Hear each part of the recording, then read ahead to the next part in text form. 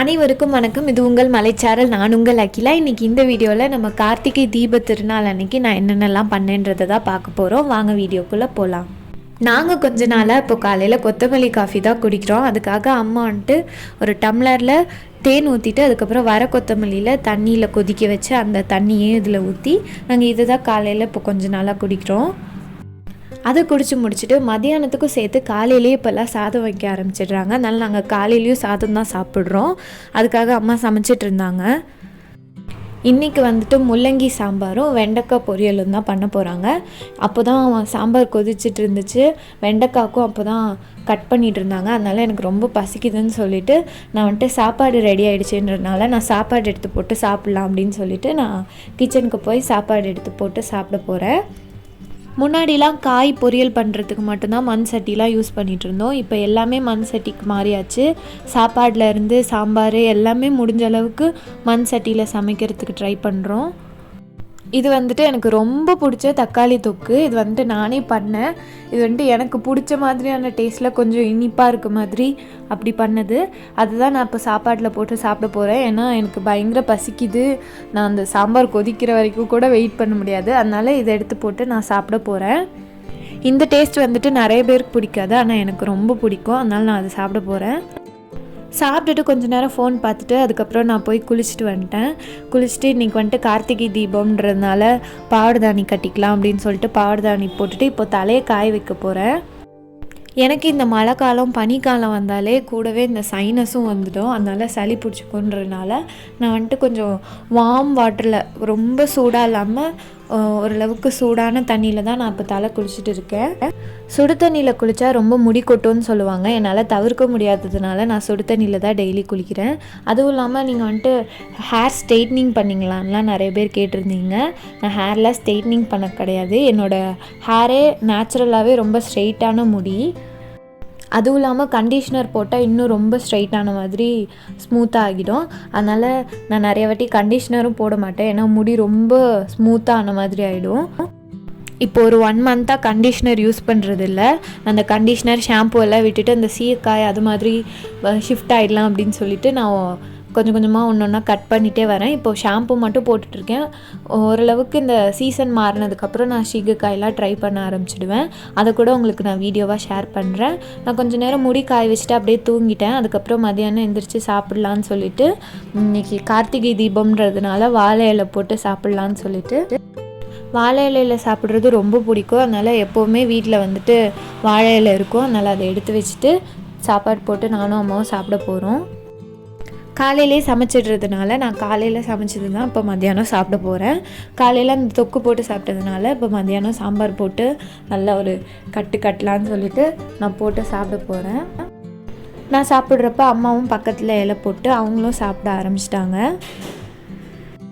இன்றைக்கி தொட்டுக்கிறதுக்காக வெண்டைக்காய் பொரியல் செஞ்சுருந்தாங்க. நல்லா டீப் ஃப்ரை மாதிரி பண்ணியிருந்தாங்க. அது கூடவே நம்மளோட ஃபேவரட் தொக்கு. இது வீட்டில் செஞ்சால் 3 வேளையும் இது இல்லாமல் சாப்பிட மாட்டோம். இப்போது நாங்கள் 2 பேரும் உட்காந்துட்டு சாப்பிட போகிறோம். எப்போவும் காலேஜ் போகிறப்ப காலையில் அறக்க பறக்க தலை குளிச்சுட்டு காய வைக்காமையும் தலை பின்னிட்டு போகிறதுக்கு இந்த லீவில் வந்துட்டு பொறுமையாக தலை குளித்து நல்லா காய வச்சுட்டு கொஞ்சம் நேரம் தூங்கிட்டு அதுக்கப்புறம் சாப்பிட்றதெல்லாம் சொர்க்கம்தான். இன்னும் சின்ன வயசில் முடிக்கு சாம்பிராணிலாம் போட்டு விடுவாங்க. அது மாதிரி போட்டு விடும்போது தெரியாமல் ஏதாவது ஒரு குட்டி முடி வந்துட்டு அந்த சாம்பிராணியில் விழுந்துடுச்சுன்னா அது அப்படியே பொசுங்கும்.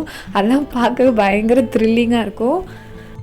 ஒரு விதத்தில் அதுவும் மகிழ்ச்சியான நாட்களாக தான் இருக்குது. அம்மாவும் நானும் நல்லா பொறுமையாக கதை பேசிட்டு நல்லா மெதுவாக சாப்பிட்டுட்டு பேசிகிட்டு இருந்தோம். அதுவே ரொம்ப நல்லா இருந்தது. சாப்பிட்டு முடித்ததுக்கப்புறம் நான் கொஞ்சம் நேரம் டிவி ஃபோன் அது மாதிரி தான் பார்த்துட்டு இருந்தேன். அதுக்கப்புறமா ஈவினிங் ஆகிடுச்சு. சரி விளக்கேற்றலாம் அப்படின்னு விளக்கேற்றணும், அதுக்காக ரெடி ஆகணும்னு சொல்லிட்டு நான் இப்போ ரெடியாக போகிறேன். காலையிலேருந்து நல்லா காய வச்சதுனால முடியும் நல்லா காஞ்சிருச்சு. இல்லைன்னா தண்ணி கொத்துட்டு அதுக்கும் வேறு தலைவலி ஸ்டார்ட் ஆகிடும். அதனால் இப்போ நான் பொறுமையாக சிக் எடுக்க போகிறேன். சிக் எடுத்ததுக்கப்புறம் எப்பவும் போல் நம்ம நேர்வாகு நான் எடுக்க போகிறேன். அதுக்காக நான் வாகு எடுக்கிறப்ப எப்போவும் இப்படி தான் எடுப்பேன். ரொம்ப 2-3 வாட்டி ட்ரை பண்ணதுக்கப்புறம் தான் நேர்வாகு கரெக்டாக வரும். இன்றைக்கும் இதே மாதிரி நான் முன்னாடி எடுத்து சுருட்டலாம் அப்படின்னு சொல்லிட்டு சுருட்டி அதுவும் ஃபெயிலியர் ஆகி திரும்ப இன்னொரு வாட்டி எடுத்து பண்ணிகிட்டு இருந்தேன். இது நம்ம பின்னி முடிக்கிறதுக்குள்ளே கை கழுத்தெல்லாம் வலிக்க ஆரம்பிச்சிடும். ஒரு சைடு எப்படியோ நல்லா பண்ணிடலாம், இன்னொரு சைடு பண்ணுறது தான் இன்னும் கொஞ்சம் கஷ்டம். அதனால் இன்னொரு சைடும் நான் எடுத்து எப்படியோ சுருட்டி நான் கிளிப் போட்டு கிளிப் பண்ணிட்டேன். இந்த முன்னாடி இருக்கிற இந்த ஹேர் ஸ்டைல் முடித்ததுக்கப்புறமா நல்லா மிச்சம் இருக்கிற முடியெல்லாம் நல்லா சீவிட்டு நான் எப்போ போல் 3 கால் பிரித்து பின்னுற மாதிரி பின்னிக்க போகிறேன். இன்றைக்கி வெறும் காஜலும் ஐலைனர் மட்டும் தான் யூஸ் பண்ணலான் இருந்தேன். ஆனால் திடீர்னு எனக்கு என்னமோ ஒரு குட்டி மேக்கப் போட்டால் நல்லாயிருக்கும்னு தோணுச்சு. அதனால் சரின்னு சொல்லிவிட்டு ஒரு மேக்கப்பும் நான் ட்ரை பண்ணியிருக்கேன். ஃபேஸ் வாஷ் பண்ணதுக்கப்புறம் எப்பவும் போல் நம்ம லாக்டோகேலமின் மாய்ஸ்சரைசருக்காக அப்ளை பண்ணிக்கிறேன். இதில் யூஸ் பண்ணியிருக்க முக்கால்வாசி ப்ராடக்ட் வந்துட்டு நான் மேக்கப் ஹால்லே சொல்லியிருக்கேன் டீட்டெயில்டாக. அதனால் நீங்கள் அதை வேணும்னா செக் பண்ணி பாருங்கள்.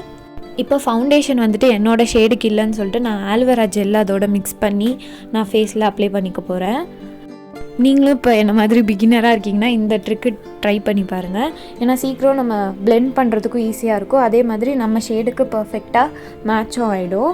அதனால் ஃபவுண்டேஷன் நான் எப்போ போட்டாலும் மாய்ஸ்சரைசரோடு மிக்ஸ் பண்ணி தான் போடுவேன். இப்போ அந்த ஃபவுண்டேஷனை செட் பண்ணுறதுக்காக நான் காம்பேக்ட் பவுடர் யூஸ் பண்ணி அதை செட் பண்ணிக்கிறேன். அடுத்தது ஐ ஷேடோவுக்கு கொஞ்சம் நேச்சுரலாக இருக்கும்னு சொல்லிட்டு நான் ப்ரௌன் கலர் சூஸ் பண்ணிக்கிறேன். இதே வந்துட்டு எங்கள் அம்மாவோட ஐடியா தான். எப்போவும் நம்ம ஸ்கின் டோனோட கொஞ்சம் டார்க்கர் ஷேட் வந்துட்டு ஐ ஷேடோவுக்கு யூஸ் பண்ணால் அழகாக இருக்கும் அப்படின்னு சொல்லுவாங்க. அதனால் நான் அது மாதிரி ஒரு ப்ரௌன் ஷேடு வந்துட்டு நான் என்னோடய கை வச்சு தான் எல்லாத்துக்கும் அப்ளை பண்ணிக்கிறேன். எனக்கு என்னமோ 50-50 தான், ரொம்பலாம் பிடிக்கல. உங்களுக்கு பிடிச்சிருக்கான்றத நீங்கள் கீழே கமெண்ட்டில் சொல்லுங்கள். நான் அதுக்கப்புறம் நான் ஐலைனர் போட்டுட்டு ஒரு குட்டி விங் மாதிரி இழுத்து விட்டுக்கிறேன். அதுக்கப்புறமா நம்ம எப்போ போல் காஜல் போட்டுக்கலாம்.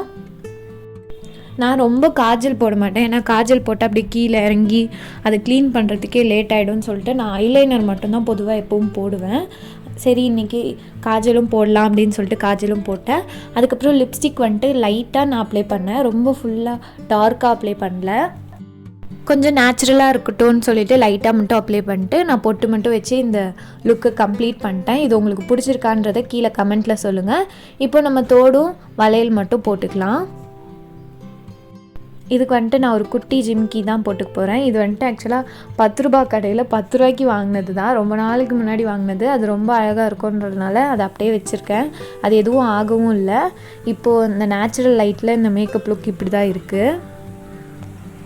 இன்னும் கொஞ்சம் அடிக்கடி யூஸ் பண்ணிக்கிட்டே இருந்தால் நம்ம எதை எப்படி யூஸ் பண்ணுறதுன்ற ஒரு ஐடியா கிடைக்கும். இப்போது அம்மா ஏற்கனவே லேட் ஆகிடுச்சு, 5:30 ஆகிடுச்சு, நம்ம விளக்குலாம் ரெடி பண்ணலாம் அப்படின்னு சொல்லிட்டு விளக்குக்கெலாம் திரி போட்டு ரெடியாக எடுத்து வச்சுருந்தாங்க. அதுக்கு இப்போது எண்ணெய் மட்டும் நம்ம விட்டு ஏற்றணும். இதுக்காகவே நல்லெண்ணெய் வாங்கிட்டு வந்தாங்க. நாங்கள் இப்போது விளக்கெண்ணெயில் தான் விளக்கேற்றுவோம், ஆனால் இப்போது இன்றைக்கி நல்லெண்ணெயில் ஏற்றலாம் அப்படின்னு சொல்லிட்டு நல்லெண்ணெய் வாங்கி ஊற்றிட்டு இருந்தாங்க. ஒரு தாம்பாளத்தில் இந்த மாதிரி குட்டி குட்டி விளக்கெல்லாம் வச்சு ஏற்றிட்டு இருந்தாங்க. எடுத்துகிட்டு போயிட்டு வைக்கிறதுக்கு ஈஸியாக இருக்கும்னு சொல்லிட்டு. இது வந்துட்டு வீட்டு லைட்டில் என் மேக்கப் இப்படி தான் இருக்குது. இப்போ நம்ம வாசலில் வந்துட்டு கோலம் போட்டு நாங்கள் கொஞ்ச நாள் வச்சிட்ருந்தோம். ஆனால் அதுக்கப்புறம் ஒரு 2-3 வருஷமாக பூவாலே கோலம் போட்டு வைக்கிற மாதிரி நாங்கள் பழகிக்கிட்டு அது மாதிரி தான் பண்ணிகிட்ருக்கோம். அதனால் நான் வந்துட்டு பூவாலே கோலம் போடலாம் அப்படின்னு சொல்லிட்டு இது மாதிரி செவந்தி பூவை கட் பண்ணி வச்சிட்ருந்தேன். ஏற்கனவே அந்த பெயிண்டில் கோலம் போட்டிருந்ததுனால அதையே அப்படியே வச்சுக்கிட்டு அது மேலேயே நான் இதை அடுக்கிட்டு வந்ததுனால ஈஸியாக இருந்தது. செவந்தி பூவில் அவுட்லைன் மாதிரி கொடுத்துட்டு நான் ரோஜா பூவில் உள்ளே ஃபில் பண்ணி கொடுத்துருந்தேன். அதுக்கப்புறம் மா இலையெல்லாம் கட்டியிருந்தாங்க. கட்டிட்டு இந்த தாம்பூலத்தில் இருக்கிற அந்த விளக்கெல்லாம் எடுத்து தனித்தனியாக வைக்காமல் அந்த தாம்பூலத்துலேயே வச்சு ஏற்றிடலாம் அப்படின்ட்டு அம்மா சொன்னதுனால அதை எடுத்து நாங்கள் மேலே வச்சிட்டோம். இப்போ இந்த பூக்கோலாம் ரெடி ஆகிடுச்சு, உங்களுக்கு பிடிச்சிருக்குன்னு நினைக்கிறேன். இப்போது வீட்டில் இருக்கிற அந்த சாமி ஃபோட்டோவுக்கெல்லாம் அம்மா வந்துட்டு பூ வச்சுட்டாங்க. சரி நம்ம விளக்கேற்ற ஆரம்பிச்சிடலாம் அப்படின்னு சொல்லிட்டு விளக்கேற்ற ஆரம்பிச்சிட்டாங்க. பொதுவாக எல்லோரும் அங்கே திருவண்ணாமலையில் அங்கே தீபம் ஏற்றுனதுக்கப்புறம் தான் வீட்டில் ஏற்ற ஆரம்பிப்பாங்க. எங்கள் வீட்டில் வந்துட்டு கொஞ்சம் முன்னாடியே ஏற்றி வச்சுட்டு தீபத்தை நல்லா பார்க்கணுன்னு சொல்லிட்டு முன்னாடியே அம்மா ஏற்றி வச்சுடுவாங்க. அதனால் நாங்கள் முன்னாடியே விளக்கு ஏற்ற ஆரம்பிச்சிட்டோம். ஃபஸ்ட்டு வீட்டில் இருக்க விளக்குலேருந்து ஸ்டார்ட் பண்ணலாம் அப்படின்னு சொல்லிட்டு இந்த காமாட்சி விளக்குலேருந்து ஆரம்பித்தாங்க அம்மா. இந்த பூ வச்சு விளக்கேற்றுறதுலாம் ரொம்ப அழகாக இருந்தது பார்க்குறதுக்கு. எங்கள் வீட்டில் வந்துட்டு சாமி ரூம்லாம் கிடையாது, இந்த 2 செல்ஃபில் தான் சாமி ஃபோட்டோலாம் வச்சு விளக்கேற்றுவோம். அதுக்கப்புறம் அம்மா வந்துட்டு அந்த லெமனில் வந்துட்டு குங்குமம் தடவி திஷ்டிக்காக வெளியில் வைக்கிறேன்னு சொல்லிட்டு வெளியில் கொண்டு போய் வச்சுட்டு இருந்தாங்க. அதெல்லாம் போய் வச்சதுக்கப்புறம் இன்றைக்கி அவங்க மத்தியானமே போய் பூவெல்லாம் வாங்கிட்டு வந்ததுனால அந்த பூவிலையே நாங்கள் கோலம் போட்டு அதையும் ரெடி பண்ணிட்டோம். அப்புறம் எங்கள் அம்மா வெளியில் இருக்க விளக்கையும் ஏற்ற ஆரம்பிச்சிட்டாங்க. இது நாங்கள் ஏற்றிட்டுருக்கப்போவே அங்கே திருவண்ணாமலை அண்ணாமலை தீபமும் ஏற்ற ஆரம்பிச்சிட்டாங்க. இந்த பூக்கோலத்துக்கு நடுவில் அந்த விளக்கு பார்க்குறதுக்கே ரொம்ப அழகாக இருந்தது. நீங்கள் கூட இந்த மாதிரி பூக்கோலத்தில் விளக்கேற்றி ட்ரை பண்ணி பாருங்கள் அடுத்த வாட்டி. இது பார்க்குறதுக்கே கண்ணுக்கு நல்லா குளிர்ச்சியாக அமைதியாக இருந்தது.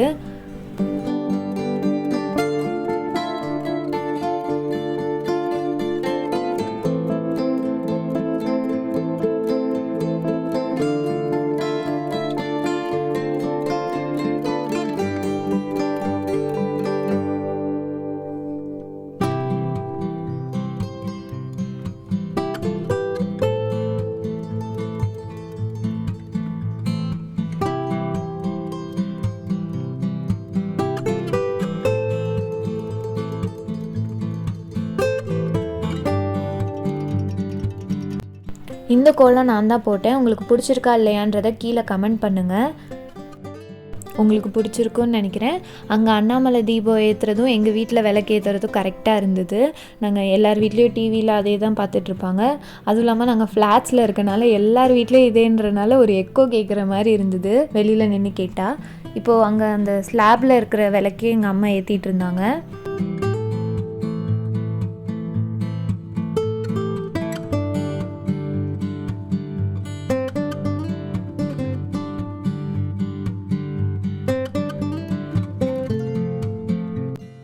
இந்த அழகான பூ விளக்கு அதோட தீபம் எல்லாம் பார்க்குறதுக்கே ரொம்ப அழகாக இருந்தது. நாங்கள் இந்த ஸ்லாப்லையும் வந்துட்டு பூ வச்சு லைட்டாக குட்டியாக அலங்காரம் பண்ணியிருந்தோம்.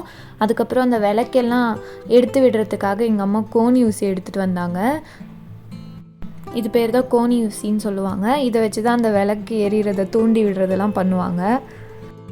இது பழைய கோணி ஊசி தான். இப்போ இந்த பர்பஸ்க்காக எங்கள் வீட்டில் எப்போவும் வச்சுருப்பாங்க. இந்த தீபத்தெல்லாம் பார்த்துட்டு பொரியெல்லாம் சாப்பிட்டுட்டு இருந்தோம். அதுக்கப்புறம் இரவு உணவுக்காக அம்மா வந்துட்டு சேமியா வந்துட்டு செஞ்சுருந்தாங்க. இது வந்துட்டு நல்லா தூவான மாதிரி சூப்பராக இருந்தது. அதை சாப்பிட்டுட்டு நாங்கள் அந்த டேவை முடிச்சிட்டோம். எங்கள் வீட்டில் கார்த்திகை தீபம் இப்படி தான் கொண்டாடுவாங்க. உங்களுக்கு பிடிச்சிருக்குன்னு நினைக்கிறேன். இவ்வளோ நேரம் பொறுமையாக இந்த வீடியோ பார்த்ததுக்கு நன்றி.